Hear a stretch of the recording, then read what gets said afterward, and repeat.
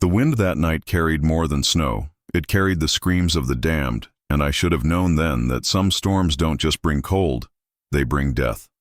My name is Thomas Erickson, and what I'm about to tell you happened in the winter of 1927, when I was barely 19 years old, working the gold claims outside Nome, Alaska.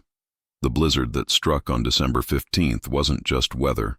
It was a living thing, hungry and relentless, devouring everything in its path. I've spent 95 years trying to forget that night, but some memories refuse to stay buried beneath the ice. The Karlsen family vanished in that storm, and what I witnessed in those final moments has haunted me every day since. Tonight, as I write these words with trembling hands, I need you to understand that survival sometimes demands choices that destroy your soul. If you think you know what it means to fight for your life against the frozen wilderness, you're about to discover how wrong you are. The cabin walls groaned under the weight of the wind, and outside, the world had become a white void that swallowed sound and hope alike. I pressed my face against the frost-covered window, trying to see beyond the wall of snow that had been falling for 3 days straight. The temperature had dropped to 40 below zero, cold enough to freeze a man's breath in his lungs and turn his blood to slush in his veins. My hands shook as I gripped the windowsill, not from the cold, but from what I'd just seen moving through the storm, shadows that shouldn't exist, voices that couldn't be human. The Karlsen family had been heading to their homestead when the blizzard hit, and I was the last person to see them alive. Margaret Karlsen's eyes had held a terror that went beyond fear of the storm, as if she knew something terrible was waiting for them in the white darkness. What I didn't know then was that I was about to become part of their nightmare. The kerosene lamp flickered, casting dancing shadows across the rough-hewn walls as I tried to make sense of what I'd witnessed earlier that day. I'd seen Eric Karlsen arguing with someone near the old mine shaft, his voice carrying across the frozen ground even over the howling wind. His wife Margaret stood behind him, clutching their 2 young children, little Anna, barely 6 years old, and baby Samuel, who couldn't have been more than 18 months. The stranger Eric was arguing with had his face hidden beneath a heavy fur hood, but there was something familiar about his stance, something that made my blood run cold. Their voices were heated, desperate, filled with the kind of rage that comes from betrayal and broken promises. When Eric suddenly grabbed Margaret's arm and started pulling his family toward their dog sled, I knew something was terribly wrong. The way the stranger watched them disappear into the storm told me this wasn't over. It was just beginning. The sound that woke me 3 hours later wasn't the wind. It was screaming, raw and primal, cutting through the blizzard like a knife, through flesh. I grabbed my rifle and my heaviest coat, knowing that venturing into the storm was suicide, but unable to ignore the desperate cries for help. The snow was falling so hard I could barely see my own feet, and the wind was strong, enough to knock a grown man down, but I followed the sounds deeper into the wilderness. My snowshoes sank deep with every step, and ice crystals formed on my eyelashes, making it nearly impossible to see where I was going. The screaming had stopped by the time I reached the old mining trail, replaced by a silence so complete it felt like death itself. Fresh sled tracks were already being covered by new snow, leading toward the abandoned mine shaft where local prospectors had died the winter before. Something dark was staining the pristine white snow, and when I knelt to examine it, my heart stopped. It was blood, still warm enough to melt the ice crystals around it. I followed the blood trail for what felt like hours, my lantern creating a small circle of yellow light in the endless white darkness. The tracks led me deeper into the wilderness than any sensible person should go during a blizzard, past the old claim markers and into territory that even the most experienced miners avoided.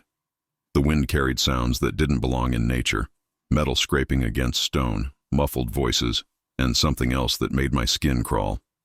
When I finally found the Karlsen sled, it was overturned and partially buried in a snowdrift, the dogs nowhere to be seen. Margaret's shawl was caught on a broken runner, whipping in the wind like a flag of surrender. The children's toys were scattered in the snow, Anna's wooden doll and Samuel's little carved horse that Eric had made for him. But there were no bodies, no signs of where the family had gone. only more blood and strange markings in the snow that looked almost like symbols. The storm was getting worse, and I knew I had to turn back. But as I started to leave, I heard something that stopped me cold. A baby crying, somewhere out there in the frozen darkness. The sound of that infant's cry led me to the edge of the old mine shaft, where the wooden supports had rotted and partially collapsed years before. I called out into the darkness below, my voice echoing off the frozen walls, but the only answer was the wind howling through the tunnels, like the breath of some ancient beast. My lantern beam couldn't penetrate far into the depths, but I could see enough to know that someone or something had been down there recently. Fresh rope hung from the edge, disappearing into the black hole in the earth, and there were footprints in the snow around the opening. Too many footprints for just one family. The baby's crying had stopped, replaced by a sound that made my blood freeze in my veins. Grown men weeping, echoing up from the depths of the mine. I wanted to climb down that rope, to find the Karlsen family and bring them to safety. But something primal in my brain was screaming at me to run. As I turned to flee back to the safety of my cabin, I caught a glimpse of something that would haunt me for the rest of my life. A figure standing at the far edge of the mine shaft, watching me, with eyes that reflected my lantern light like an animal's. By morning, the storm had covered every trace of what happened that night, and the Karlsen family had vanished as completely as if they'd never existed at all. When dawn finally broke through the storm clouds, I stumbled back to Nome with frost in my beard and terror in my heart, knowing that no one would believe what I'd witnessed in the darkness. The town was barely stirring to life, smoke rising from chimneys like prayers to a god who seemed to have abandoned this frozen corner of the world. I burst through the doors of Murphy's General Store, where the men gathered each morning to plan their day's work, my words tumbling out in a desperate rush about the Karlsen family and the blood in the snow. Old Henrik Murphy looked at me like I'd lost my mind, shaking his grizzled head as he poured himself another cup of coffee.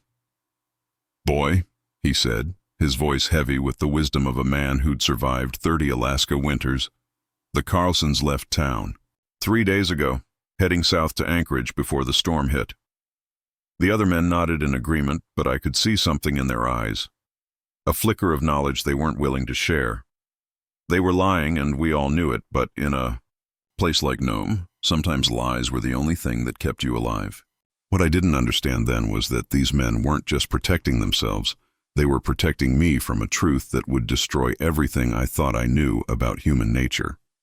I spent the next 4 hours arguing with anyone who would listen, describing the overturned sled, the blood, the crying baby echoing from the depths of the abandoned mine. Doc Peterson, the closest thing Nome had to law enforcement, listened with the patience of a man who'd heard too many tall tales from prospectors driven mad by isolation and cold. "Thomas," he said finally, placing a weathered hand on my shoulder, "you've been working those claims alone for 3 months now. The mind can play tricks on a man when he's been too long without company." But I knew what I'd seen, what I'd heard, and the fear in Margaret Karlsen's eyes was real enough to cut glass. The more I insisted, the more the townspeople pulled away from me, their faces closing off like shutters against a storm. By afternoon, I realized with growing horror that no one was going to mount a rescue mission. These people, my neighbors and friends, were going to let the Karlsen family disappear without even trying to find them. The question that haunted me wasn't whether they were still alive.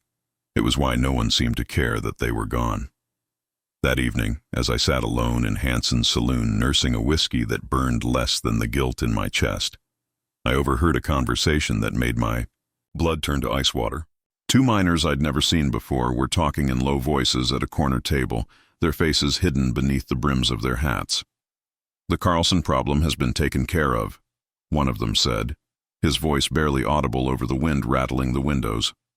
"Eric was getting too close to the truth about what happened at the mine last spring." The other man nodded, downing his drink in one gulp before responding. "Margaret knew too much, and those children would have grown up asking questions we couldn't answer." I pretended to study my whiskey while straining to hear every word, my heart pounding so loud I was sure they could hear it across the room. They were talking about murder, casual as discussing the weather, and suddenly I understood why no rescue party would be formed. The Karlsen family hadn't been victims of the storm. They'd been eliminated because they knew something that powerful men wanted buried. Forever. I followed the two strangers when they left the saloon, keeping to the shadows as they made their way through Nome's narrow streets toward the docks. The wind had died down, but the cold was bitter enough to freeze spit before it hit. The ground and my breath formed clouds that could give away my position if I wasn't careful. They stopped at a warehouse near the frozen harbor, where several other men were waiting, their faces illuminated by the glow of oil lamps. I crept, close enough to hear them talking about cleaning up loose ends and making sure the mine stays closed until spring. One of them mentioned a name that made my knees weak. Commissioner Hartwell, the territorial official who controlled all the mining permits in the region. These weren't just random killers. They were part of something bigger, something that reached all the way to the territorial government. The conversation turned to plans for disposing of evidence when the spring thaw came, and I realized with growing horror that they weren't just talking about the Karlsen family. They were planning to eliminate anyone who might ask too many questions about what really happened in that abandoned mine. As I turned to sneak away from the warehouse, my boot caught on a loose board, sending a sharp crack echoing through the night air. The voices inside went silent immediately, and I heard the scrape of chairs being pushed back and the metallic click of rifle bolts being worked. "Someone's out there," a voice growled, and suddenly the warehouse door burst open, spilling yellow light across the snow-covered ground.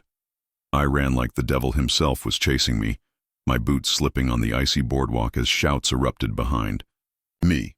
Bullets whined past my head, splintering the wooden walls of buildings as I zigzagged through the narrow alleys between Nome's ramshackle structures.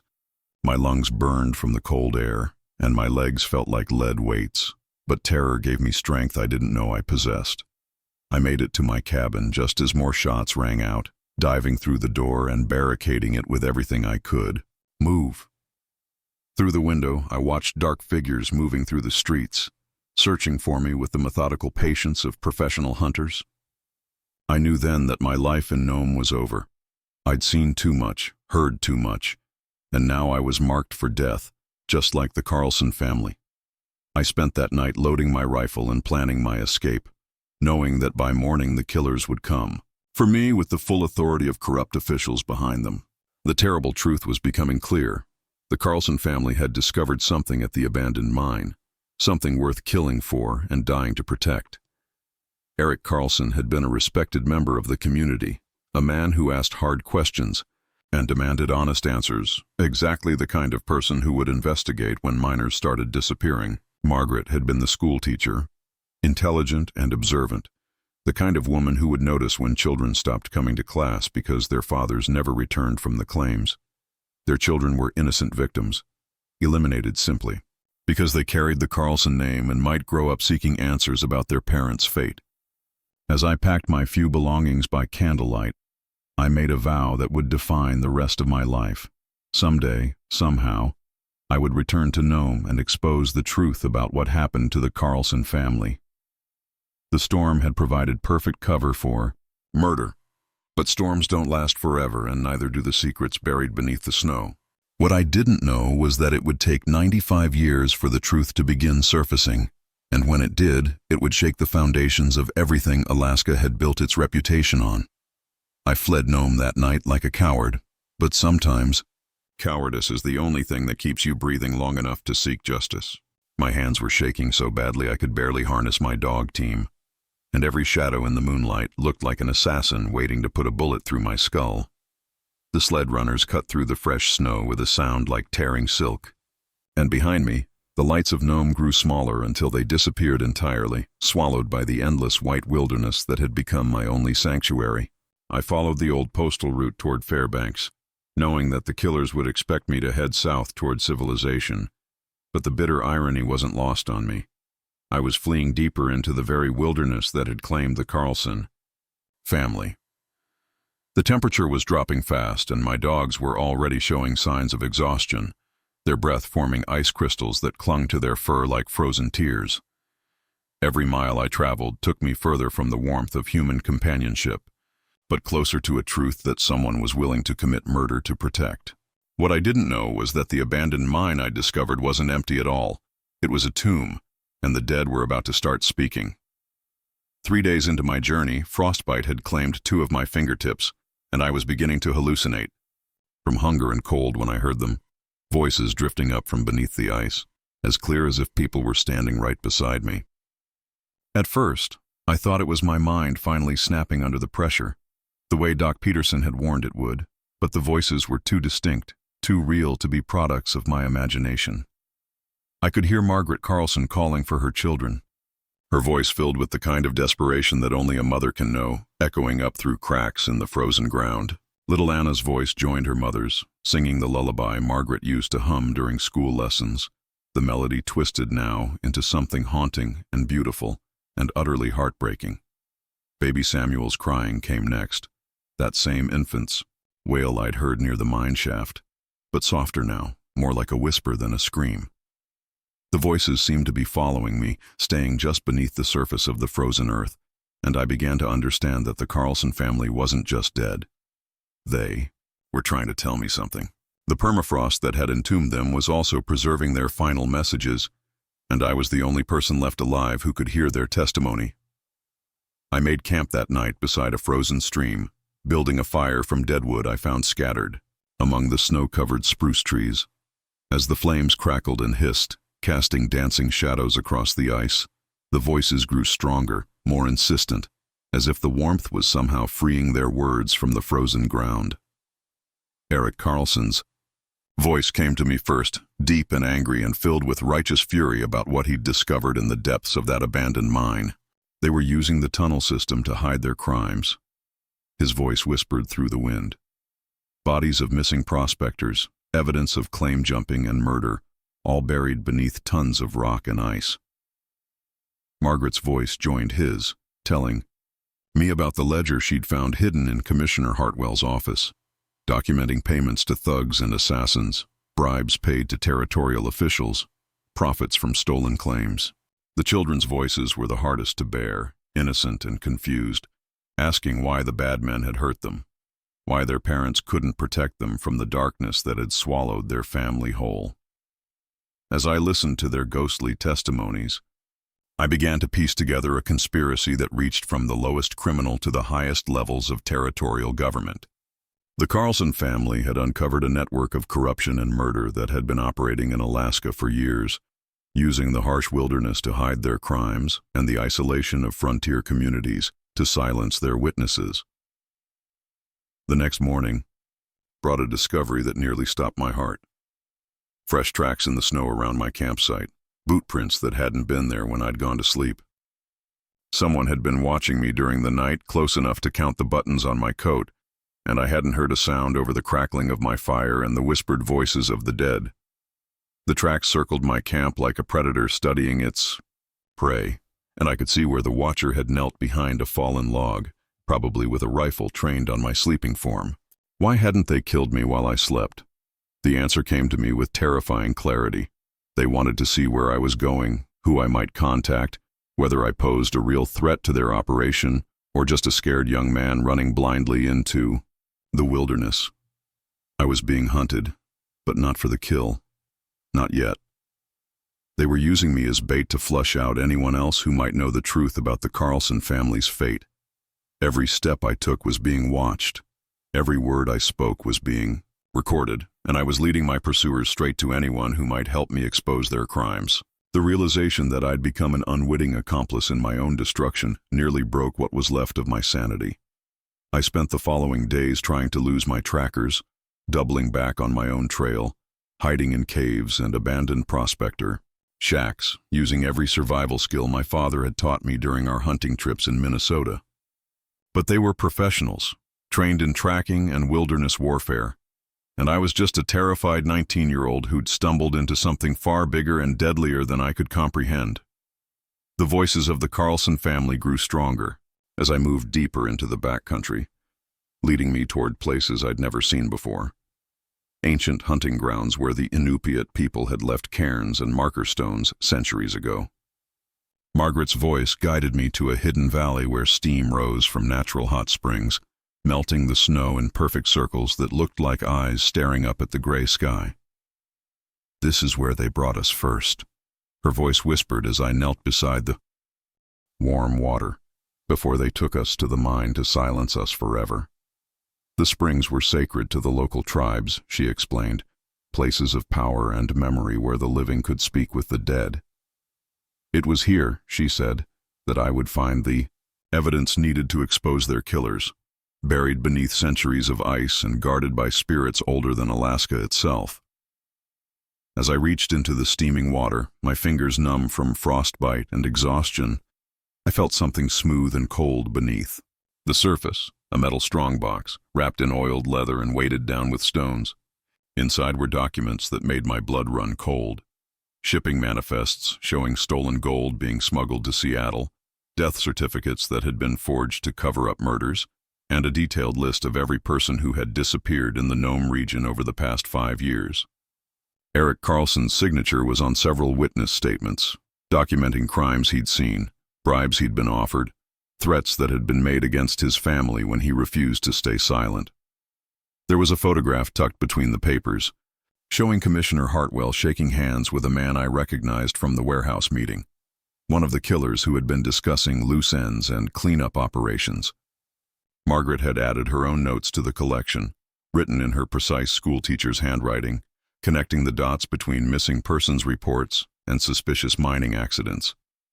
The last document in the box was a letter addressed to me personally, written in Eric's hand but somehow placed there after his death. "Thomas, if you're reading this, then we are gone and you are the only witness left. The mine shaft goes deeper than anyone knows, connecting to a network of caves where they've hidden evidence of dozens of murders. Don't try to expose this alone. They have people everywhere, even in the territorial government. Hide this evidence until you can find someone with the power to bring them to justice, someone they can't buy or intimidate or kill." As I read those words, I heard footsteps in the snow behind me, and turned to see 3 armed men emerging from the tree line, their rifles already trained on my chest.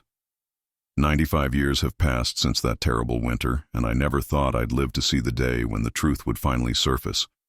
But God has a way of keeping old men alive just long enough to witness justice. My name is Thomas Erikson, and I'm now 114 years old, confined to a wheelchair in an Anchorage nursing home, my body failing, but my mind still sharp enough to remember every detail of that night in 1927. The nurses think I'm just another rambling old-timer when I talk about the Karlsen family and the conspiracy that destroyed them. But last Tuesday, everything changed when my great-granddaughter Sarah walked into my room with her laptop and a look of shock on her face. "Great-grandpa," she said, her voice trembling with excitement and fear, "you need to see this." On her screen was a photograph that made my ancient heart stop beating for what felt like an eternity. The Karlsen family, Eric and Margaret with their children Anna and Samuel, standing in front of their cabin in Nome, smiling at the camera as if they had their whole lives ahead of them. The photograph had been posted on a historical society website just hours before, donated by an anonymous source who claimed it was found in a safety deposit box that had remained unopened since 1927. But what terrified me wasn't the image itself. It was what I could see in the background, barely visible behind the family, that proved everything I'd been saying for nearly a century was true. Standing in the shadow of the Karlsen cabin, partially hidden behind a wooden post but clearly visible if you knew where to look, was Commissioner Hartwell himself, his face unmistakable even after all these years. He was watching the family with the cold calculation of a predator studying his prey, and in his hand was something that made my blood freeze. A surveyor's map, the same type, used to mark mining claims and property boundaries. Sarah enhanced the image using some kind of computer magic I didn't understand, and suddenly details that had been invisible to the naked eye came into sharp focus. Hartwell was pointing at something on the map while talking to another man whose face was obscured by shadow, but whose distinctive missing left hand I remembered all too well from that night at the warehouse. These weren't casual visitors dropping by to wish the family well. They were planning something, and the camera had accidentally captured them in the act. The timestamp on the photograph, barely legible in the corner, showed December 14, 1927, exactly one day before the Karlsen family vanished forever in the blizzard. This single image was proof of premeditation, evidence that the murders had been planned in advance, and suddenly my great-granddaughter was staring at her laptop screen like she'd discovered buried treasure. "Great-grandpa," she whispered, "if what you've been telling us all these years is true, then this photograph is evidence of conspiracy to commit murder." Sarah is a forensic photographer for the Alaska State Police, trained in digital enhancement and evidence analysis, and she understood immediately what we were looking at. She spent the next 3 hours enlarging different sections of the photograph, revealing details that grew more damning with each enhancement. The map in Hartwell's hand showed not just the Karlsen homestead, but also the location of the abandoned mine shaft where I'd heard baby Samuel crying in the darkness. Red X marks indicated several other locations throughout the Nome region, each one corresponding to places where prospectors had mysteriously disappeared over the years. In the enhanced image, we could see that Hartwell was wearing the distinctive brass buttons of his territorial commissioner's uniform, and there was something pinned to his coat that looked suspiciously like a Masonic symbol. The same symbol I'd seen carved into the wooden support beams of the mine shaft all those decades ago. The anonymous donor had also included a note with the photograph typed on old paper that looked authentic. This image was hidden in the false bottom of a trunk belonging to my grandfather, who worked as a photographer in Nome during the gold rush years. He left instructions that it should never be released until everyone involved was dead, but recent events have convinced me that the truth needs to come out.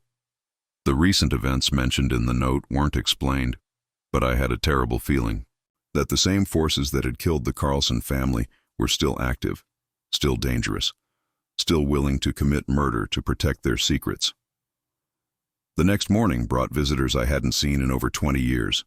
FBI agents, their credentials real but their faces hard as granite, asking questions about things that supposedly never happened. Special Agent Rebecca Morrison was the lead investigator, a woman in her 40s with the kind of cold intelligence that reminded me of Margaret Karlsen, and she listened to my story with the focused attention of someone who'd already heard parts of it before. "Mr. Erickson," she said finally, pulling out a file folder thick enough to choke a horse. "We've been investigating corruption in the territorial administration for the past 5 years, following money trails and missing person cases that date back to the 1920s. The documents she showed me made my hands shake. Bank records showing payments from mining companies to territorial officials, property deeds that had been forged to steal valuable claims, and death certificates that listed accidental hypothermia for people who had been healthy and experienced outdoorsmen. There were dozens of cases, she explained, all following the same pattern. Someone discovers evidence of corruption. They threaten to expose it, and then they disappear during a convenient accident in the wilderness. The Karlsen family hadn't been the first victims, and they certainly weren't the last. The conspiracy I'd stumbled upon as a terrified 19-year-old had continued operating for decades, evolving and adapting but never stopping its brutal work of silencing witnesses and eliminating threats. Agent Morrison explained that the photograph's appearance wasn't accidental. It was part of a larger pattern they'd been tracking, evidence surfacing at precisely the right moments to support their investigation. "Someone with access to historical records and safety deposit boxes has been feeding us information for months," she said, her voice dropping to a whisper that reminded me of Margaret Karlsen's ghostly voice in the wilderness.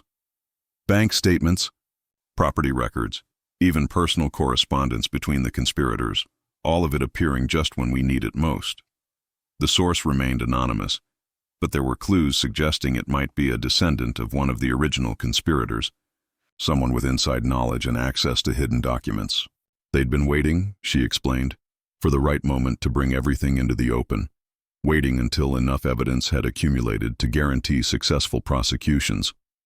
The photograph of the Karlsen family was just the beginning.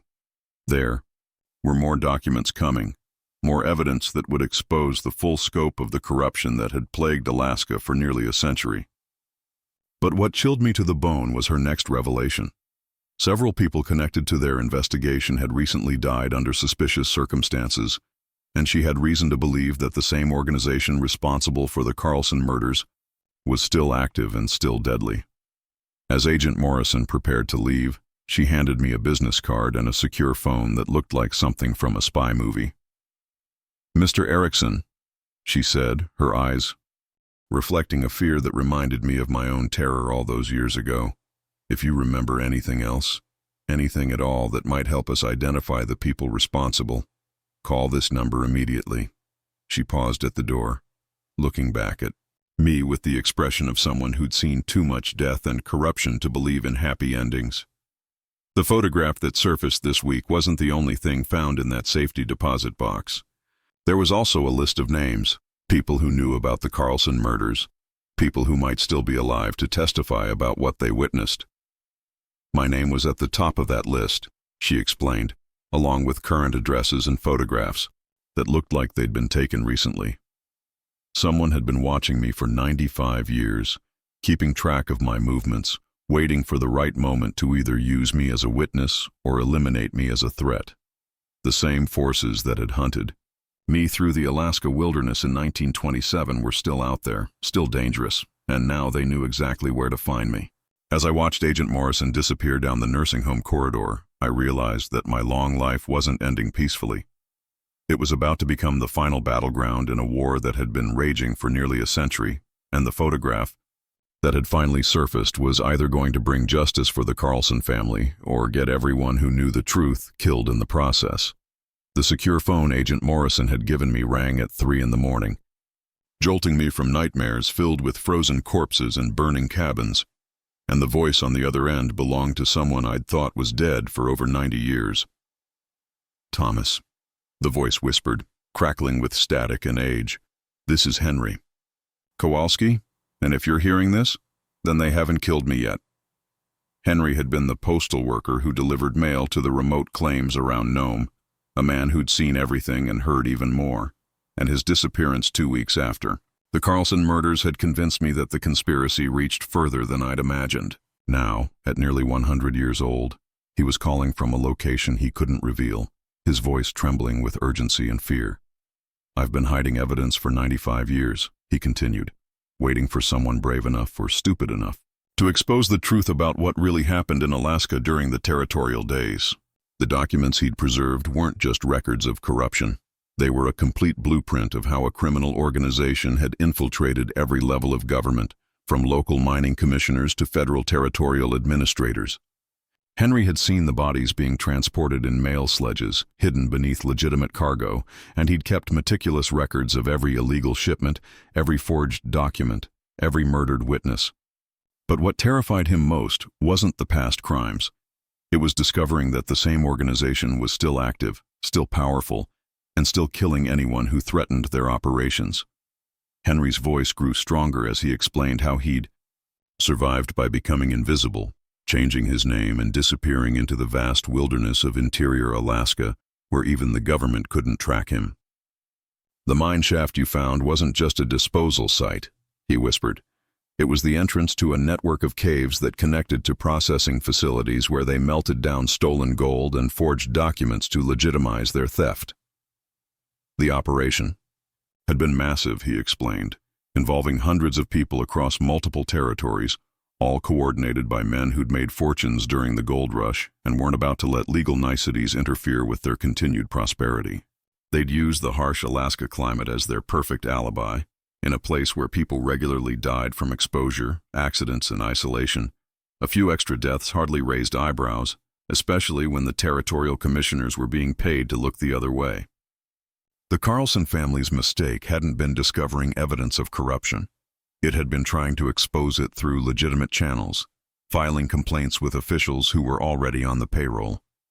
Eric had been scheduled to testify before a federal commission about mining irregularities, and Margaret had collected witness statements from other families who'd lost relatives under suspicious circumstances. The blizzard that claimed their lives hadn't been a stroke of luck for the killers. It had been carefully predicted and exploited, with the family lured into the wilderness at precisely the moment when rescue would be impossible.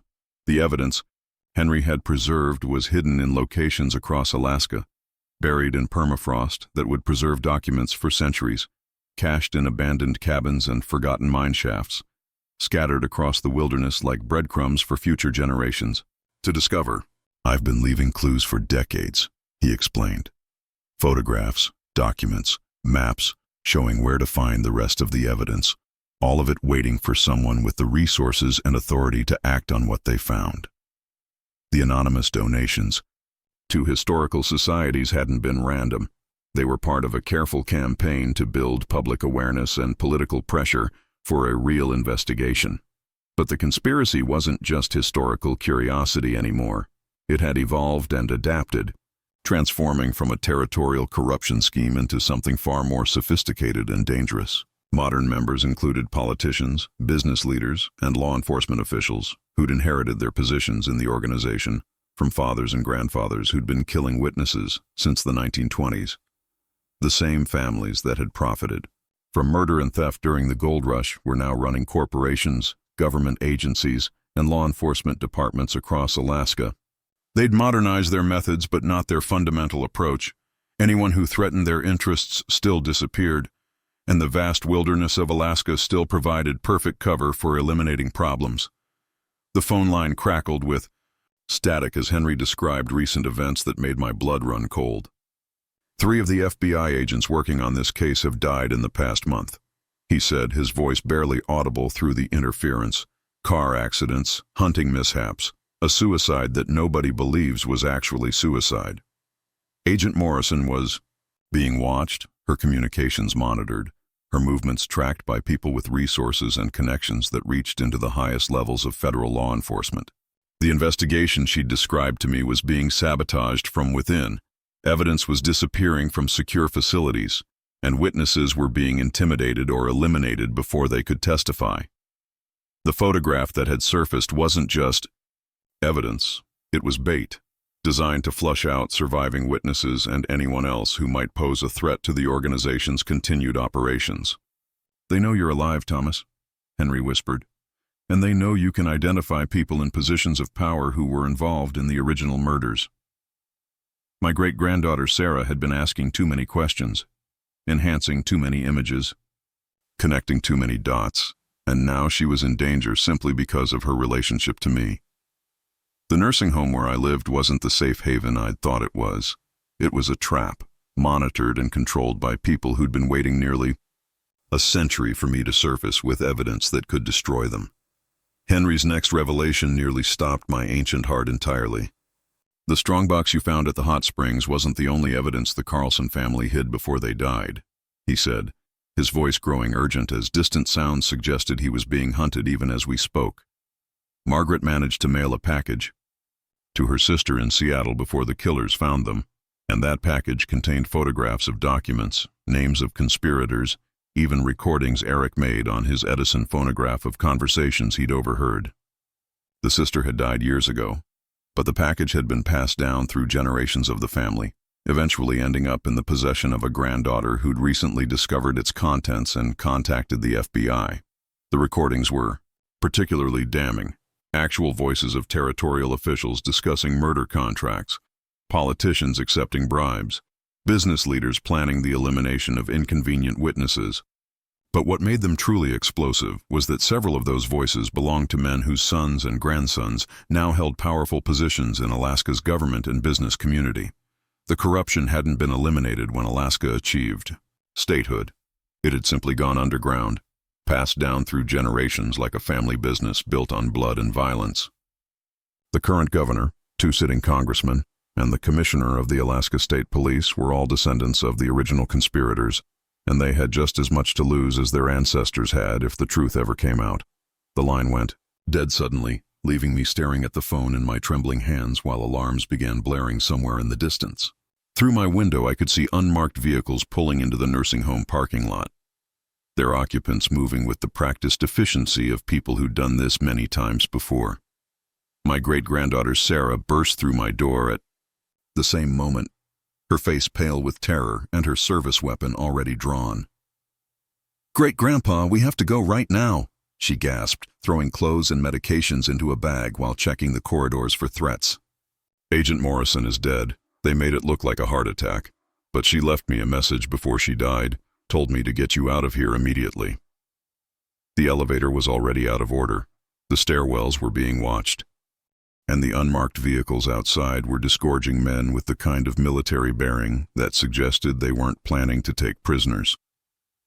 Sarah had prepared for this moment, she explained as we moved toward a service entrance I didn't even know existed, mapping escape routes and establishing safe houses in case the investigation went wrong. We had minutes before the building was completely surrounded, and our only chance was reaching her unmarked police vehicle and disappearing into Anchorage traffic before the hunters realized their prey had escaped. As we slipped through darkened corridors toward what I hoped was freedom, I realized that the secrets of the frozen north were about to claim more victims, and this time I might not survive long enough to see justice finally served. The photograph that had started this chain of events was just the beginning. Somewhere out there, hidden in the vast Alaska wilderness, was evidence that would either expose a century of murder and corruption or get everyone who knew about it killed in the process. Sarah's police cruiser cut through the Anchorage night like a bullet, her radio crackling with coded messages that told us our pursuers were closing in from every direction. And I knew with terrible certainty that this was how my story would end, not in a warm bed surrounded by family, but in a hail of gunfire on some forgotten Alaska highway. We'd been driving for 3 hours, taking back roads and logging trails that only locals knew about, but the headlights in our mirrors never seemed to get any farther away. "Great, Grandpa?" Sarah said, her knuckles white on the steering wheel, as she navigated another hairpin turn. "There's something I never told you about why I became a forensic photographer." Her voice was steady despite the circumstances, filled with the kind of calm determination I'd seen in Margaret Karlsen's eyes all those years ago. She'd known this day would come, she explained, known that eventually someone would try to silence the last living witness to the Karlsen murders, and she'd spent her entire career preparing for this moment. The evidence enhancement skills, the connections in law enforcement, even her choice of duty assignment, all of it had been part of a plan to someday expose the truth that had haunted our family for nearly a century. But what she told me next made my ancient heart swell with pride and terror in equal measure. She'd been secretly working with Henry Kowalski for the past 5 years, helping him organize and preserve evidence, preparing for the day when they could finally bring down the conspiracy that had claimed so many lives. The photograph that had surfaced wasn't accidental. It was the opening move in a carefully orchestrated campaign to expose decades of murder and corruption, and Sarah was the one who'd been planning it all along. The safe house she drove us to was a cabin hidden deep in the Chugach Mountains, accessible only by a trail so narrow and treacherous that even experienced outdoorsmen would think twice before attempting it in winter conditions. As we climbed higher into the snow-covered peaks, the temperature dropped to levels that reminded me of that terrible night in 1927, and I could feel the ghosts of the Karlsen family riding with us, their voices whispering encouragement through the howling wind. The cabin itself was a fortress, equipped with communications equipment, weapons, and enough supplies to survive a siege, but what took my breath away was the wall covered with photographs, documents, and maps, 95 years of evidence, that Sarah and Henry had collected, organized, and prepared for this moment. There were pictures I'd never seen before. The Karlsen children playing in the snow, Eric working his claim, Margaret teaching school to the miners' children. But there were also crime scene photographs, surveillance images, and documents that traced the conspiracy from its origins in the 1920s to its modern incarnation in corporate boardrooms and government offices. The scope of it was overwhelming. Hundreds of murders, thousands of fraudulent claims, millions of dollars in stolen gold, all coordinated by an organization that had operated with impunity for nearly a century. But what gave me hope was seeing how meticulously Sarah and Henry had built their case, creating an unbreakable chain of evidence that would finally bring justice for all the victims, including the Karlsen family who had started it all. Henry arrived at the cabin just before dawn, moving through the forest like a ghost despite his advanced age, his face weathered by decades of hiding, but his eyes still sharp with the intelligence that had kept him alive when so many others had died. "Thomas," he said, gripping my hand with surprising strength, "I've waited 95 years to finish what we started that night in the wilderness." The evidence he'd brought with him was staggering. The original recordings Margaret Karlsen had mailed to her sister, enhanced and digitally restored to perfect clarity, along with documents that proved the current Alaska governor was the great-grandson of Commissioner Hartwell. The voices on those century-old recordings were damning beyond belief, discussing the Karlsen murders with casual indifference, planning additional eliminations, dividing profits from stolen claims. But what made them absolutely explosive was that voice analysis had confirmed the identity of every speaker, and several of them were the ancestors of people currently holding high office in Alaska's government. The conspiracy wasn't ancient history. It was a living, breathing criminal organization that had simply evolved with the times, replacing territorial commissioners with corporate executives, trading dog-sled assassins for sophisticated killing teams. The same families that had built their fortunes on murder and theft in the 1920s were now running Alaska's economy and government, and they had just as much to lose now as they'd had then if their crimes were exposed. Sarah had been working with federal prosecutors for months, building an airtight case that would finally bring down the entire organization, but the recent murders of FBI agents had forced them to accelerate their timeline. "We're going live with everything in 6 hours," she explained, showing me satellite uplinks and broadcasting equipment that would simultaneously release all evidence to every major news network, law enforcement agency, and government office in North America. The conspiracy depended on secrecy and isolation to operate, but modern technology was about to strip away both, exposing their crimes to scrutiny they couldn't silence or intimidate. But they'd anticipated this moment too, and the cabin's motion. Sensors were already detecting movement in the forest around us, professional killers moving into position for what they hoped would be the final elimination of witnesses. The irony wasn't lost on me. After 95 years of running and hiding, the truth was finally about to come out, but I might not live to see justice served. Sarah and Henry were prepared for this possibility, with deadman switches and automated systems that would release everything even if we didn't survive the next few hours. The Karlsen family's murderers had thought they'd won by silencing their victims, but they'd underestimated the power of evidence preserved in ice and the determination of people who'd spent their entire lives seeking justice. The first shots came at sunrise, punching through the cabin walls like angry hornets while Sarah and Henry returned fire from reinforced positions they'd prepared for this exact scenario. I found myself thinking about Margaret Karlsen, wondering if she'd felt this same mixture of terror and determination in her final moments, knowing that her death might serve a greater purpose if the right people learned from it.